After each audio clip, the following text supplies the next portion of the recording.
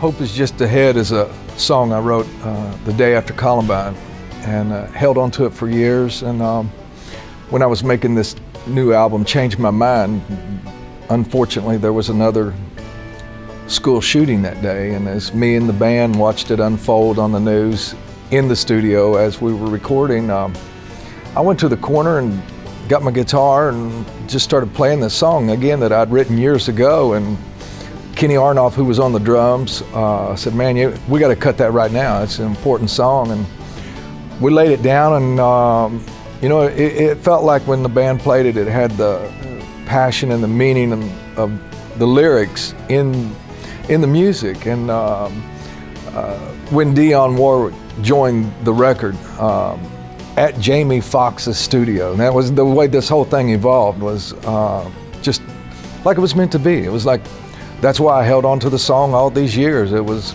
God's timing, waiting for this moment with the right song, with the right singer. And I will say, Dionne just elevated the song beyond my, you know, wildest dreams. I mean, she really, she took it to a whole new place. Being here today, representing her in this song about hope, and as a singer-songwriter, to think that someone of her stature and her status would, a living legend, you know, join me on this song that I truly believe is, you know, probably one of the most important songs I've ever written, along with Some Gave All and Trail of Tears. We had met, you know, years ago and crossed paths, but it was one of those things that her son, Damon, had came to show that I was doing with Dave Stewart, and he was there and he heard Hope Is Just Ahead, and he said, "I love that song." And I said to him, "You know who would sound great on that song is your mom." And he was like, "She would love that song." And the next day I was doing Jay Leno. He came to that show, was back in my dressing room, called his mom from the dressing room, put her on the phone and had me sing the song, played guitar from my dressing room over the phone to his mom. She said, "I'm in, I love it." And next thing I knew, a couple days later, Jamie Foxx had offered his studio up to do the recording, and we was in Jamie Foxx's backyard, and Miss Dionne was in there just tearing it up. You know, I mean, she sang that song with so much truth and honesty and feeling and heart and soul, and that's why she is the legend she is. The song kind of built up,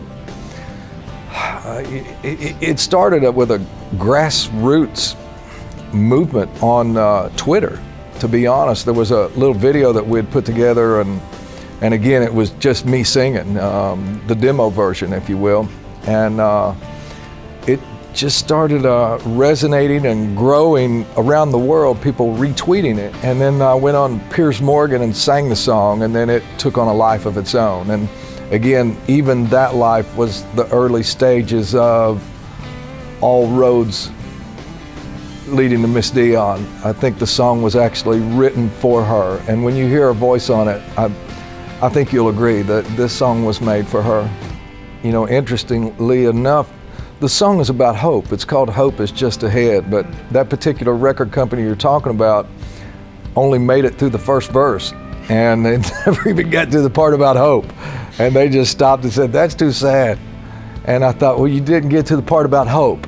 But at that time, you know, I didn't sit and debate it. You know, I just was kind of, I just moved on. And I believe everything happens for a reason. And again, I believe I held on to this song for this moment, for this time. And in our history of America, this song plays a part and a role. It's every now and then, you know, a singer-songwriter will write a song that corresponds and correlates exactly with what's going on in history. And that's what Hope Is Just Ahead is about.